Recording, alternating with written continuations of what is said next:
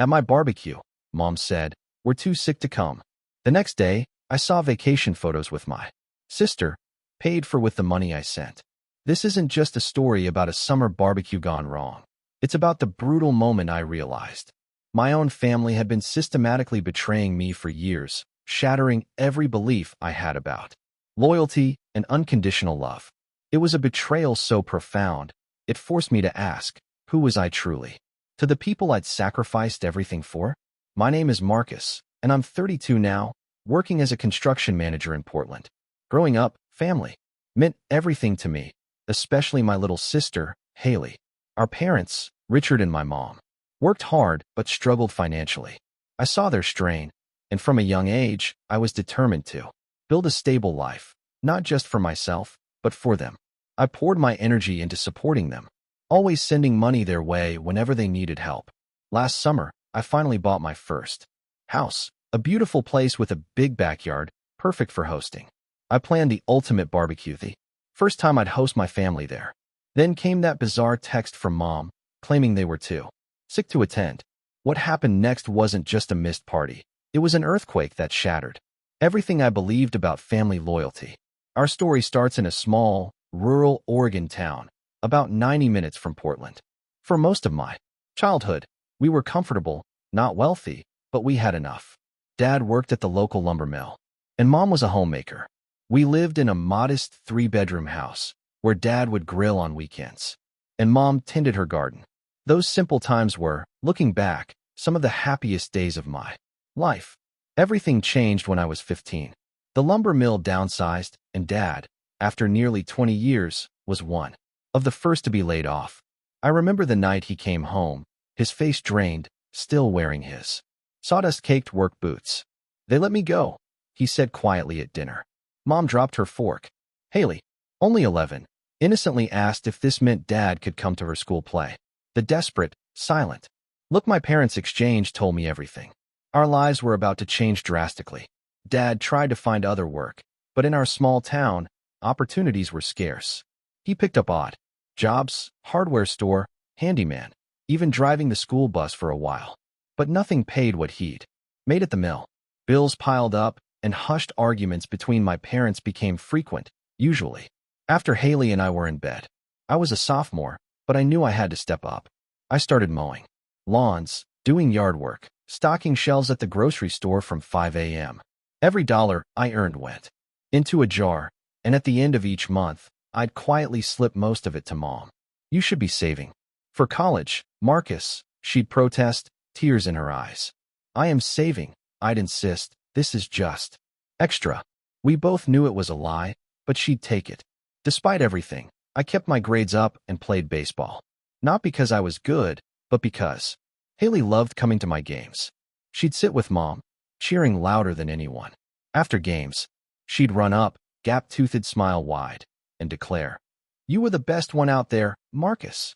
Haley and I grew incredibly close during those difficult years.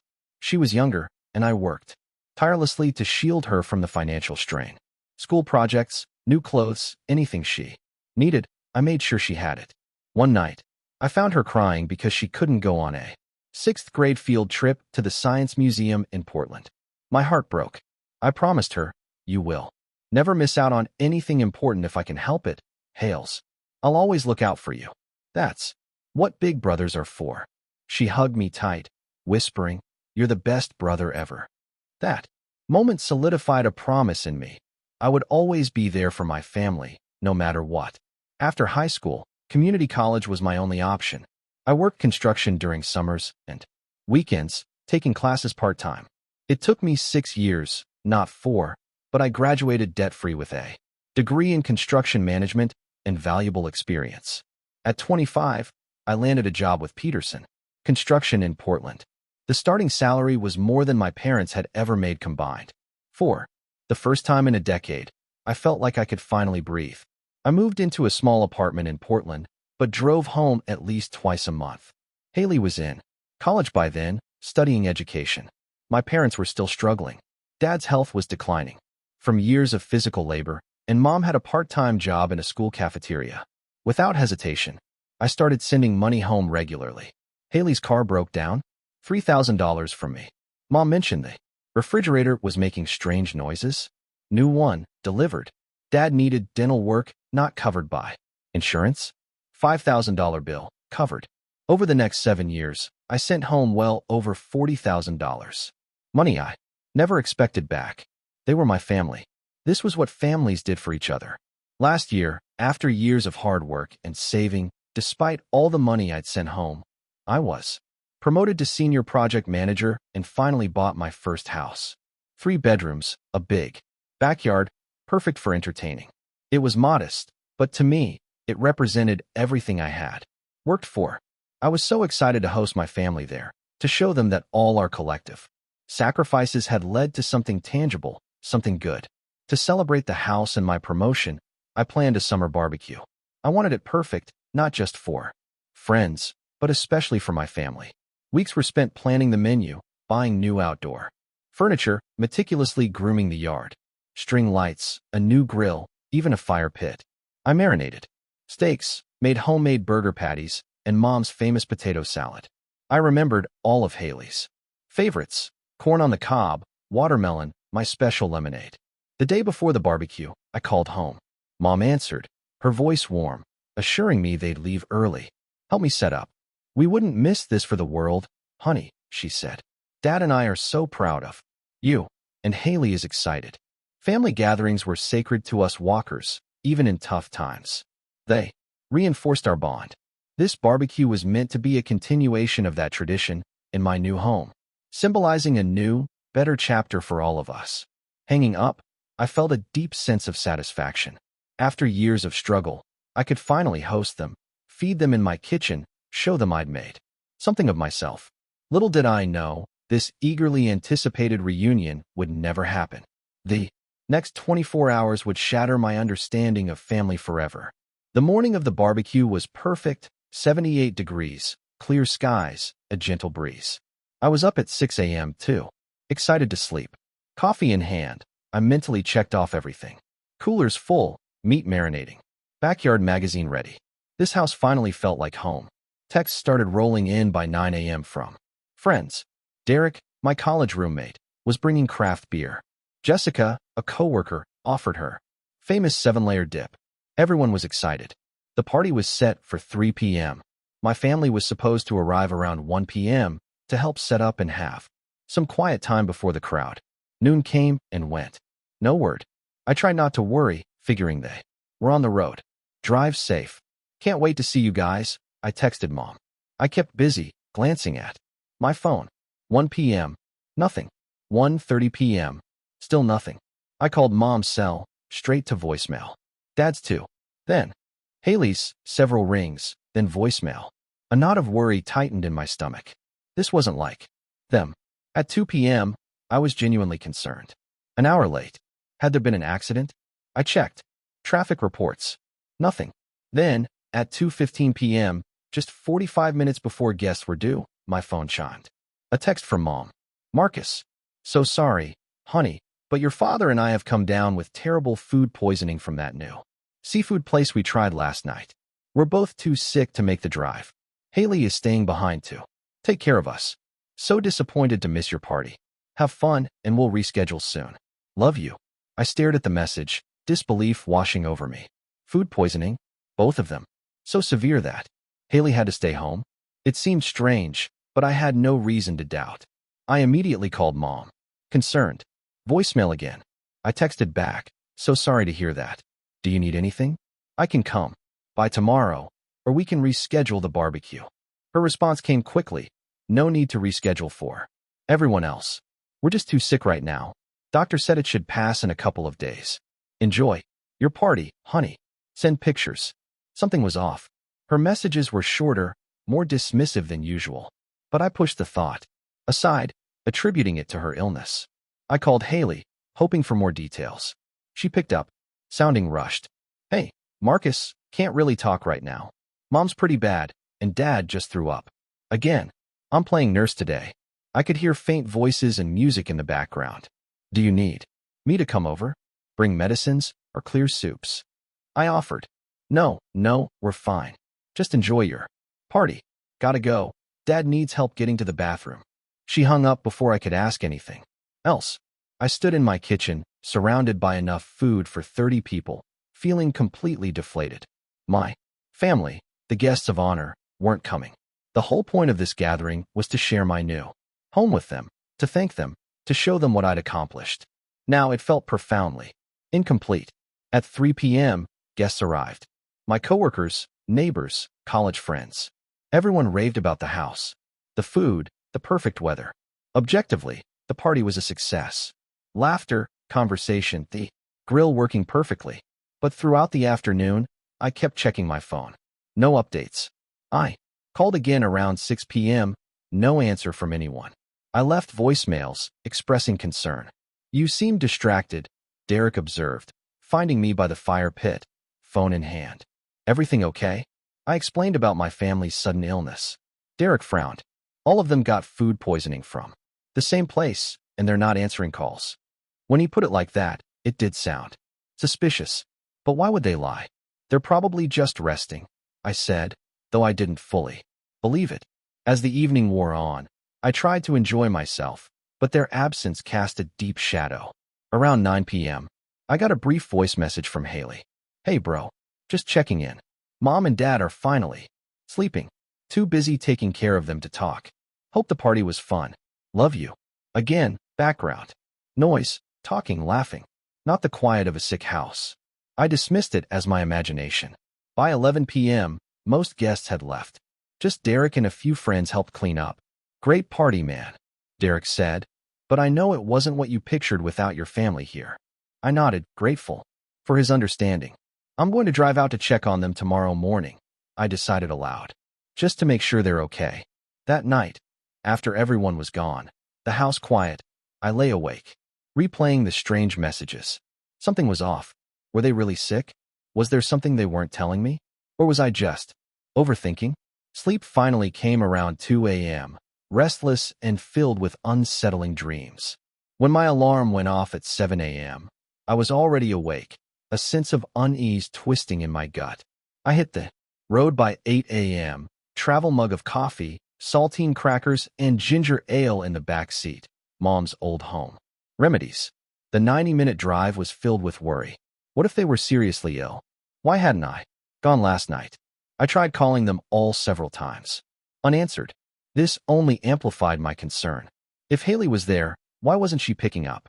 I pulled into their driveway just before 9:30 a.m. My breath hitched. Both their cars were gone. Dad's old Ford, Mom's Subaru, even Haley's Honda, the one I'd helped repair countless times. Nowhere to be seen. The house looked closed up, blinds drawn, Sunday newspaper still in its plastic wrap. Alarm bells screamed in my head. I used my key, calling out, "Mom? Dad? Haley? It's Marcus." Silence. The house was still, slightly stuffy, like it had been empty for days. The kitchen sink was dry. No dirty dishes, no medicine. Bottles, no evidence of food poisoning. I checked their bedroom. Bed made perfectly. No sign of recent use. Haley's guest room was empty.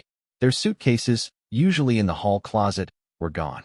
Confused, my heart pounding, I went next door to the Thompsons, who had been our neighbors for over 20 years. Mrs. Thompson answered, surprise evident. "Marcus, what a nice surprise. Your parents didn't mention you were coming." "They didn't," I mumbled. "Do you know where they are?" "They told me. They were sick." Her eyebrows rose. "Food poisoning?" "No, dear. They left on vacation 2 days ago. Your father was so excited. Came over to ask us to collect their mail. Said something about a beach resort in Mexico. First big vacation they've had in years." I felt like I'd been punched in the stomach. "Mexico? Are you sure?" "Absolutely. Cancun, I believe. Your sister drove them to the airport. George helped your dad load their luggage into her car. She must have noticed my expression. "Marcus, is everything all right?" I mumbled something about a misunderstanding, thanked her, and stumbled back to my car. My hands were shaking as I pulled out my phone. If what Mrs. Thompson said was true, my family had deliberately lied to me. But why? I opened Instagram, where Haley was most active. Nothing on her main feed.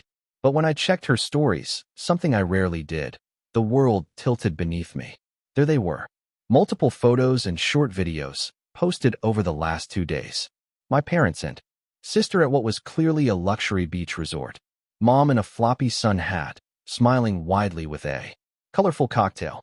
Dad in swimming trunks I'd never seen, lounging by an infinity pool overlooking turquoise waters. Haley, taking selfies in a new bikini, making peace signs. The most recent post, from just 3 hours ago, was captioned, "Day 2 of our amazing vacation, best decision ever. Hashtag family time, hashtag Cancun, hashtag Norigrits." I recognized the distinctive architecture. The Royal Sands Resort in Cancun. An expensive, all-inclusive that I'd once looked into for a potential vacation of my own before deciding it was too pricey. As I scrolled, initial shock gave way to a cold, creeping realization.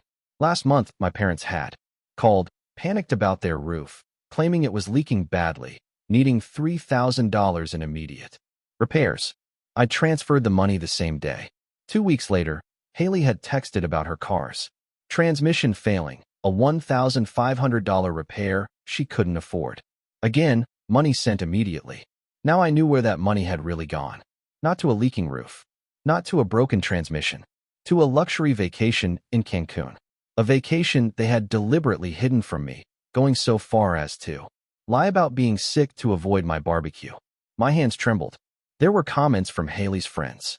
"You guys totally deserve this break. Your parents look so happy. About time you all treated yourselves." In one photo, my parents were smiling broadly at a fancy restaurant, raising glasses of wine. Dad in a new button-down shirt. Mom in an expensive dress and new jewelry. Haley's caption, read, "Celebrating the good life with the best parents ever. Hashtag blessed." The timestamp showed it had been posted at almost the exact time I'd received Mom's text claiming they were too sick. I sat in my car outside their empty house, my body physically reacting to the betrayal. My stomach dropped. My chest tightened. I felt nauseated. Memories flooded back, working 2 jobs in high school, postponing my own dreams, going without so they wouldn't have to. The vacation I'd canceled last year when Dad needed dental work. The savings I depleted when Mom's car needed replacing. The extra shifts when Haley's rent increased. Had it all been lies? Had they been manipulating me for years? The thought was too painful, but the evidence was right there, bright and colorful on my phone screen. I tried calling them all again. Straight to voicemail. I left messages, controlled at first, then increasingly hurt and angry as I scrolled through more vacation photos. The final straw was a video Haley posted of them parasailing, clearly taken that morning. Living our best lives, the caption, read. It had been posted at almost the exact time I was driving to their house, worried sick about them. I threw my phone onto the passenger seat and started the car.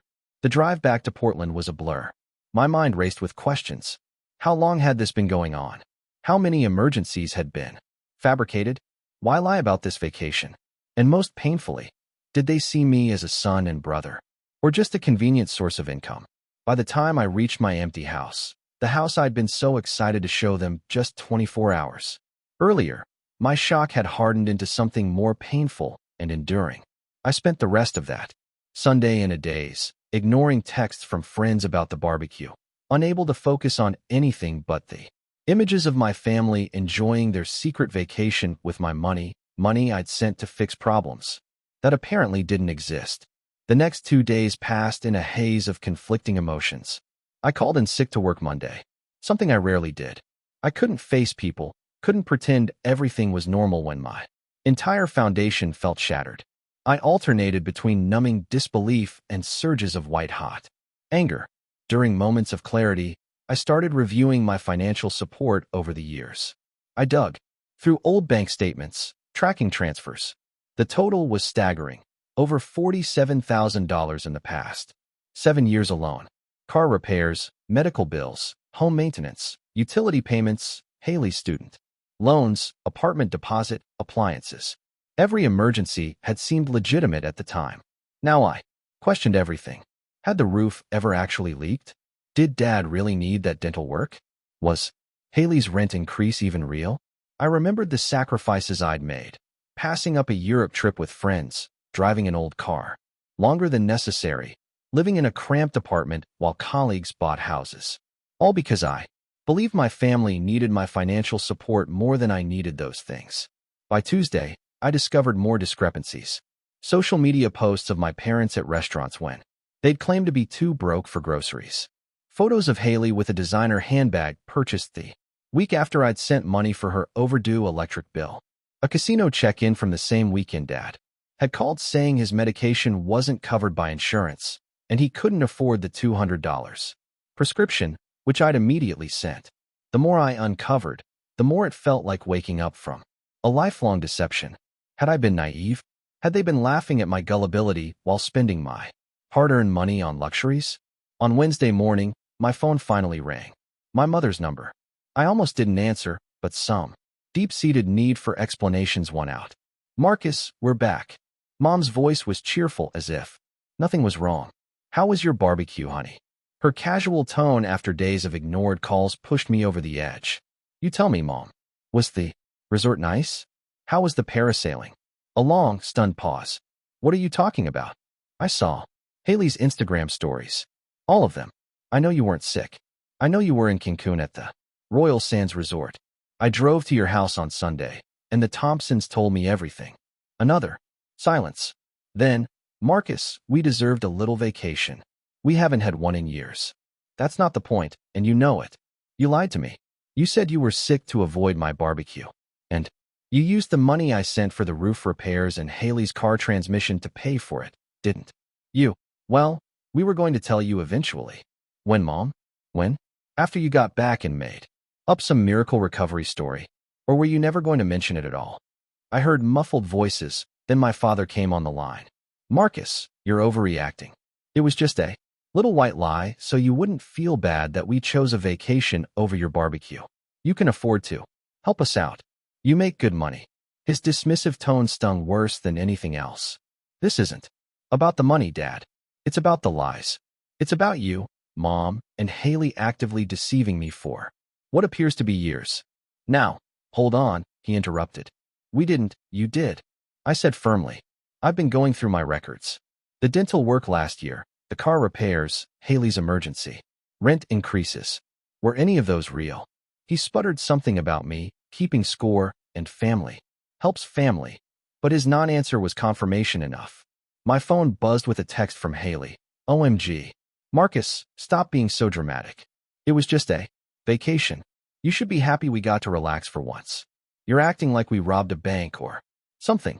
The callousness of her message, after everything I'd done for her, felt like a physical blow. I remembered the nights I'd stayed up helping her with college applications, the weekends spent fixing her car, the care packages during finals. "Put me on speaker," I said to my father. "I want to talk to all of you together." Once I knew they could all hear me, I tried to express how deeply their deception had hurt me. I wasn't angry about the money itself, I explained, but about the calculated lies, the manipulation, the complete disregard for my feelings. Their responses left me cold. Mom claimed I was being selfish for not wanting them to have nice things. Dad accused me of using money to control them. Haley said I was just jealous they'd gone on vacation without me. Not once did any of them acknowledge how their actions had affected me.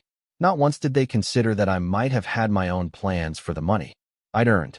Money I'd willingly shared because I believed they truly needed it. The final breaking point came when my mother said, "You owe us for raising you, Marcus. Parents sacrifice everything for their children. Now it's your turn to sacrifice for us." I hung up mid-conversation. My phone immediately buzzed with texts from all three, angry accusations, justifications. None contained anything resembling an apology. That evening, I met Derek for a drink. I needed to talk to someone who knew me and my family, but could offer an objective perspective. "I've always thought something was off about how they treated you," Derek admitted after I'd explained everything. "Remember in college when your mom called asking for money the same week you were supposed to go on that ski trip with us? And then, later we saw on Facebook that she'd gotten some expensive new living room furniture? I hadn't made that connection then, but now it was glaringly obvious." Derek went on to describe other instances. He'd noticed patterns of convenience. "They know you're reliable, man. They know you'll always come through. They've been counting on that and taking advantage of it." That night, I couldn't sleep. My stomach was in knots. I had no appetite. A constant headache pulsed. Behind my eyes, I tossed and turned, replaying years of interactions, seeing them in a new, painful light. The next morning, I awoke to a family group text. My mother had written, "Marcus is having a tantrum because we went on vacation without telling him. He needs to grow up and realize the world doesn't revolve around him." My father added, "Son, when you're ready to apologize for your outburst, we'll be here." Haley's contribution was perhaps the most hurtful.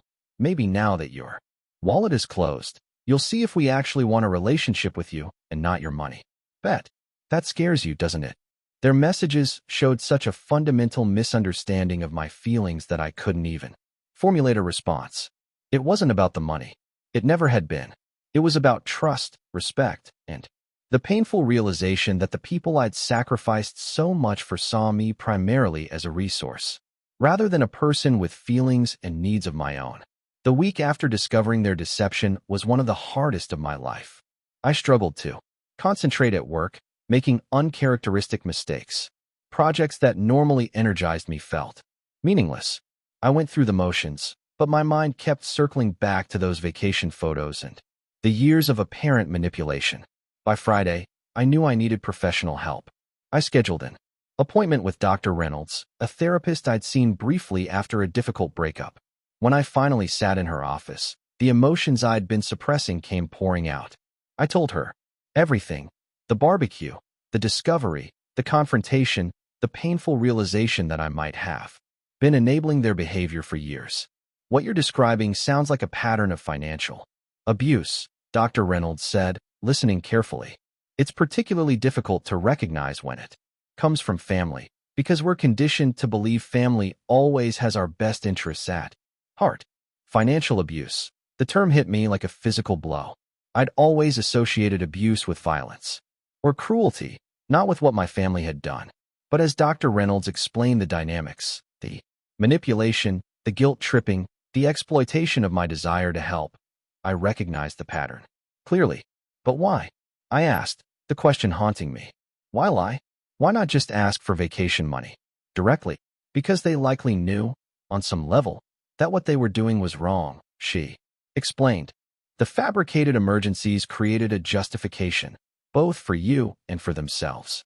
It's easier to ask for help with a necessary expense than to admit you want money for a luxury."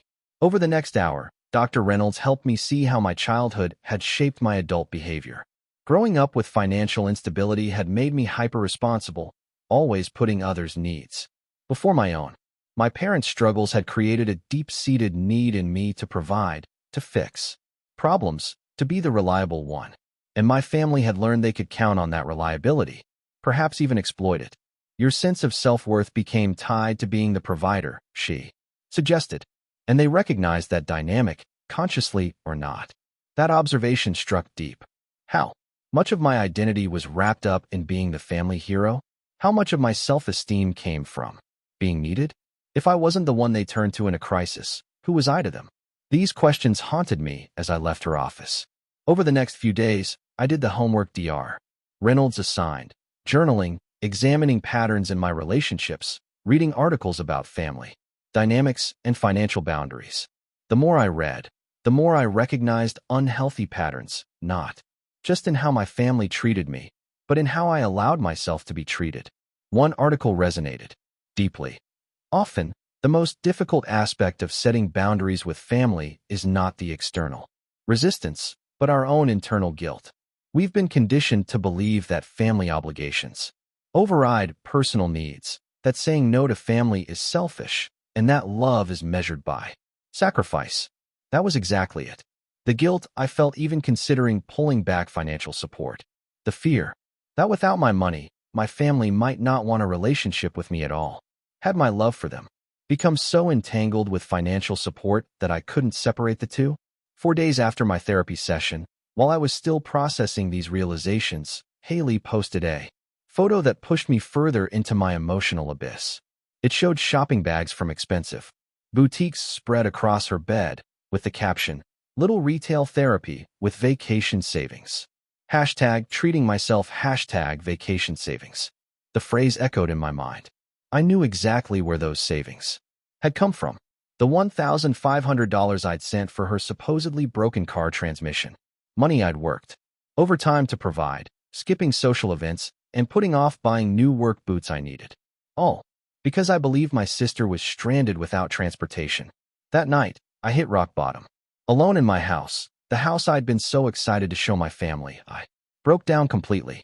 Years of suppressed hurt came pouring out as I sobbed on my couch, feeling foolish, used, and profoundly alone. I had built my entire adult life around supporting people who, it seemed, viewed that support as an entitlement rather than a gift. I had postponed my own dreams, limited my own experiences, all to ensure my family's comfort and stability. And in return, they had lied, manipulated, and taken me for granted. The next morning, I called in sick again and spent the day reading everything I could find about family dynamics, emotional manipulation, and setting healthy boundaries. I ordered books like When the People You Love Become the People You Dread, and Boundaries. When to Say Yes, How to Say No. As painful as this period was, it was also clarifying. I began to see that my worth wasn't determined by what I could provide. I began to understand that real love doesn't come with financial obligations attached.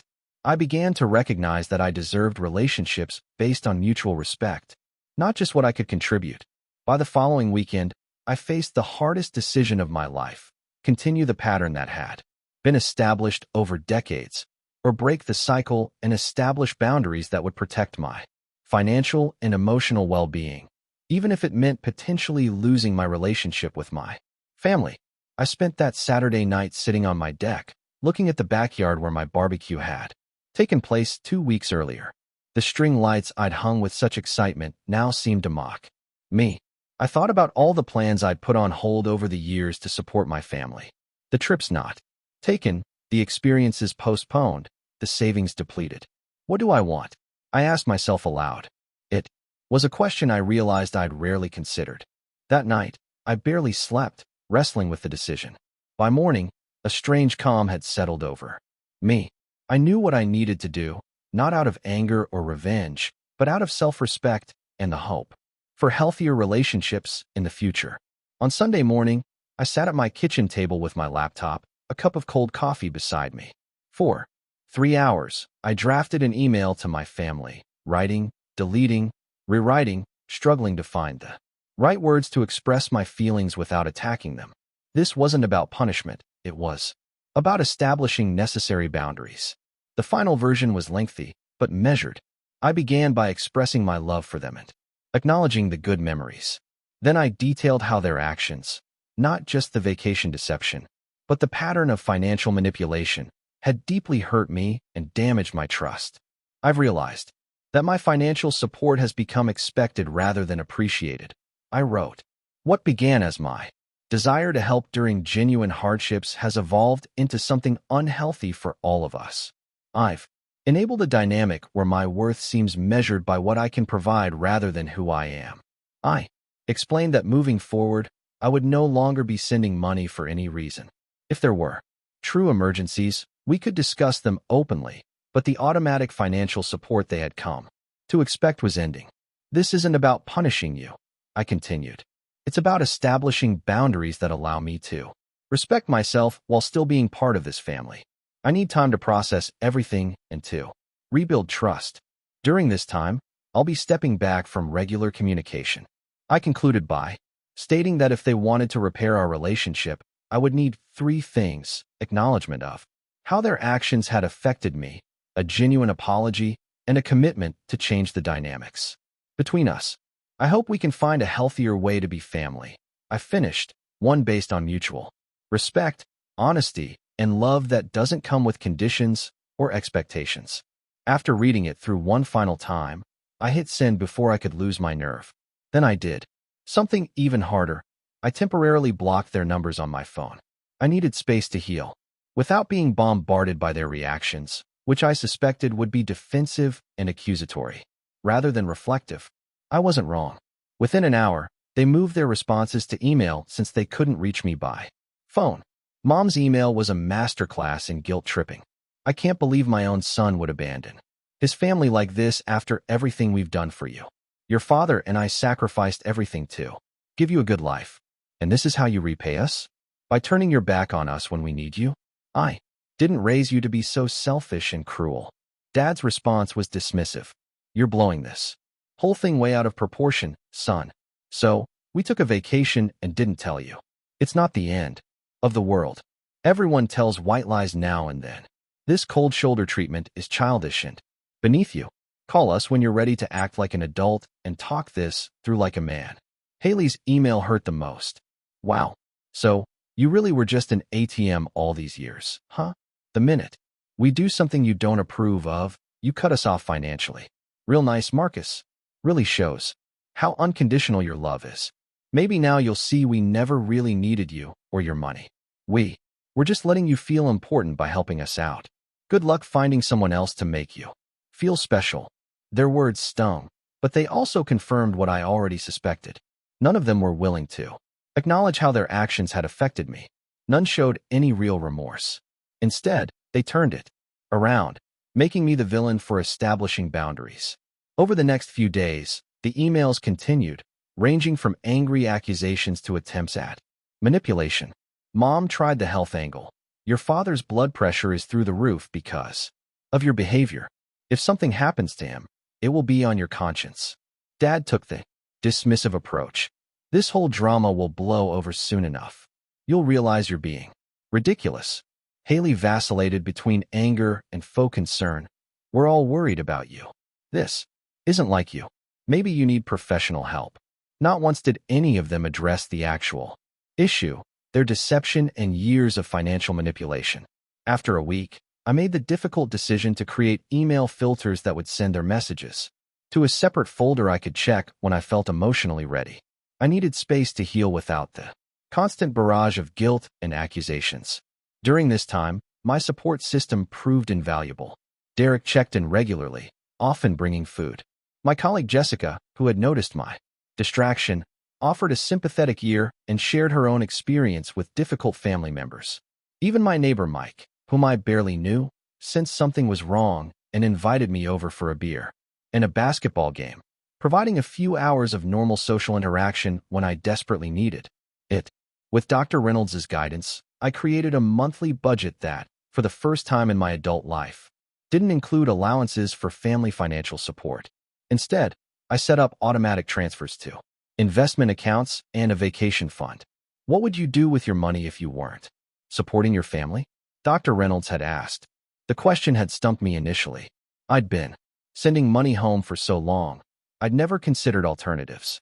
But gradually, I began to envision possibilities, traveling internationally, pursuing advanced certifications, maybe even starting my own construction company. I joined an online support group for adults dealing with difficult family relationships. Their stories helped me realize I wasn't alone. As weeks turned into months, the hardest part was adjusting to the silence.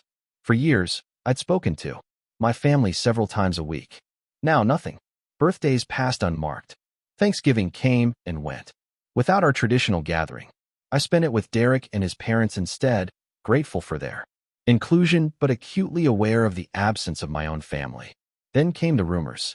Through a cousin who reached out via social media, I learned my parents and Haley were telling extended family and friends that I had cut them off without explanation because I had become successful and forgotten where I came from. They painted themselves as victims.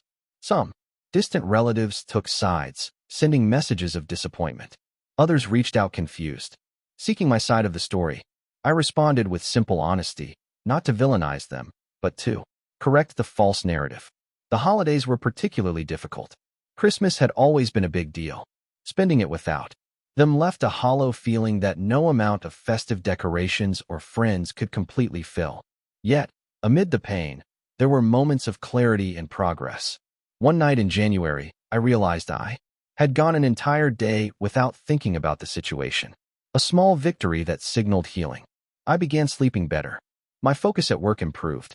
I started making plans for my future without the constant consideration of how it would affect my ability to support my family. The most significant breakthrough came when I recognized that my worth wasn't tied to being needed. I could be valuable, lovable, and whole without being someone's financial safety net. This realization didn't come in a single epiphany, but gradually, through therapy, reflection, and rebuilding my life around my own needs and desires. By early February, nearly 6 months after the barbecue incident, I felt strong enough to check the folder containing my family's emails. Dozens of them, showing an evolution from anger and blame to confusion, and in some cases, the beginnings of reflection. The most recent one from Haley struck a different tone. "Marcus, I miss you. I've been thinking a lot about what happened. I'm not saying you're right about everything, but maybe we did take advantage sometimes. If you're willing to talk, I am too." It wasn't an apology, but it was the first acknowledgement from any of them that there might be some validity to my perspective. A small crack in the wall between us. Not enough to rebuild a relationship, but perhaps enough to begin a conversation. 6 months after discovering my family's vacation deception, I found myself in a place I wouldn't have thought possible during those first painful weeks. The raw wound of betrayal had gradually healed into a scar, still visible, still tender when pressed, but no longer the open, bleeding injury it had been. My perspective on self-worth and relationships had fundamentally shifted. I no longer measured my value by what I could provide for others, but by the quality of mutual respect and honesty in my connections.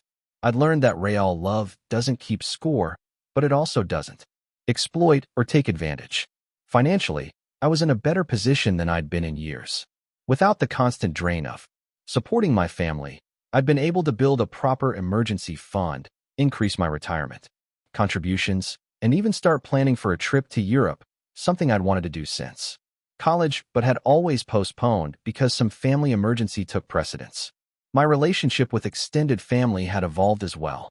After the initial period of confusion and choosing sides, many relatives had reached out individually. My uncle Steve, my father's brother, called one evening in March. "I always wondered how you managed to support yourself and send so much money home," he admitted. "Your parents, they never lacked for anything, Marcus. Not like they led you to believe." These conversations were painful, but clarifying. I learned that my perception of my family's financial situation had been largely manipulated over the years to maximize my sympathy and support. Then came Haley's letter in April, a handwritten note that arrived unexpectedly. Unlike her previous communications, this one showed genuine reflection. "I've been doing a lot of thinking about how we've treated you, especially me. It wasn't fair. You've always been there for me, and instead of appreciating it, I took advantage. I'm not saying this to get anything from you. I just want you to know I understand better now why you had to step back." It wasn't a complete apology, but it was an acknowledgement, the first real one from any of them. I waited a week before responding, wanting to be sure my reaction came from a place of healing, rather than lingering hurt. I finally sent a brief email thanking her for the letter and suggesting we might talk by phone when I felt ready. That call happened in early May, almost 9 months after the barbecue incident. It was awkward at first, both of us careful, uncertain of this new territory. But gradually, we found our way to a more honest conversation than we'd had in years. "I miss my big brother," Haley admitted, her voice catching. "Not the money or the help, just you. Your stupid jokes and how you always remember which movies I like and how you can fix anything that breaks." "I miss you too, Hales," I said, using her old nickname for the first time in months. "But things have to be different going forward." "I know," she said quietly. "I'm working on it." That call opened the door to a tentative reconnection. We agreed to talk once every couple of weeks, with the understanding that financial support was entirely off the table. For the first time, we were building a relationship based on who we were to each other, not what we could provide. My parents were a more complicated situation. After receiving Haley's letter, I had unblocked their numbers but hadn't reached out directly. In June, my mother called. I answered after several rings, my heart pounding. "Marcus," she said, her voice softer than I'd expected. "Can we see you, your father and I? We'd like to talk in person." We arranged to meet at a coffee shop halfway between Portland and my hometown, Neutral Territory. I arrived early. When they walked in, I was struck by how much older they looked. My father's shoulders seemed more stooped, my mother's face more lined. The meeting began stiffly, with Surface-level conversation about health and weather. Then my father cleared his throat.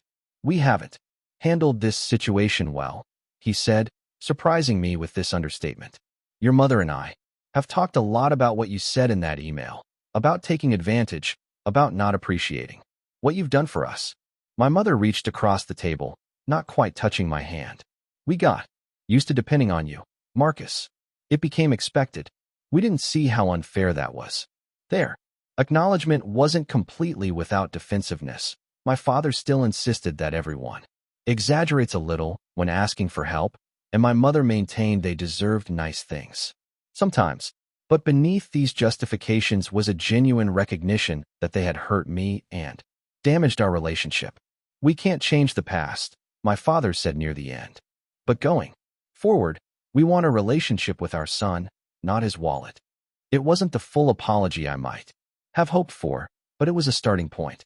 We agreed to occasional family dinners, with the clear understanding that our relationship was in a rebuilding phase, and trust would take time to restore.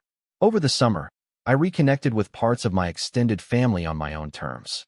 My cousin Amy invited me to her daughter's birthday party. My Aunt Ellen and I met for lunch. These connections, once overshadowed by my more immediate family obligations, now flourished in new ways. I also built stronger relationships with the people who had supported me through the crisis. Derek and I began a weekend hiking tradition. Jessica introduced me to her book club, expanding my social circle. I even started dating again, meeting Rachel at a local volunteer event. When August rolled around, a full year since the original barbecue incident, I decided to host another gathering. This time, I invited only people who had proven themselves to be true friends, those who valued me for who I was rather than what I could provide. My backyard was once again filled with laughter and conversation, but this time, without the undercurrent of anxiety I'd felt the previous year. Haley came, having earned back enough of my trust for an invitation. She brought a homemade dessert and genuine conversation, careful to respect the new boundaries. My parents were not invited. Our reconciliation was still too fragile, the trust too newly formed to withstand the scrutiny of my friends who knew what had happened. As I looked around at the people gathered in my yard, friends, old and new, connections based on mutual respect and genuine caring, I felt a profound sense of peace. The journey had been painful, but necessary. I had learned that sometimes the hardest choices lead to the most personal growth. That boundaries aren't walls, but healthy definitions of where one person ends and another begins. The road ahead won't be perfect.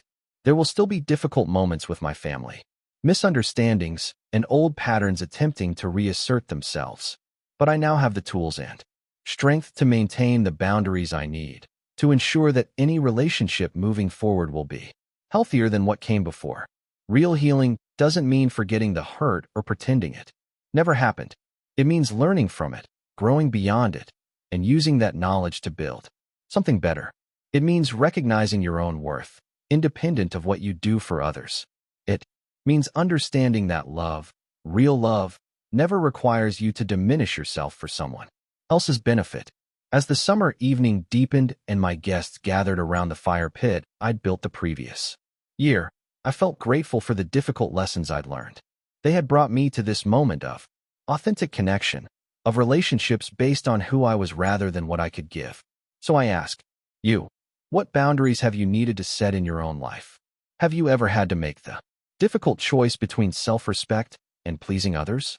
Share your experiences in the comments below. Your story might help someone else facing similar challenges. Remember, sometimes the healthiest thing you can say is no, even to the people you love most.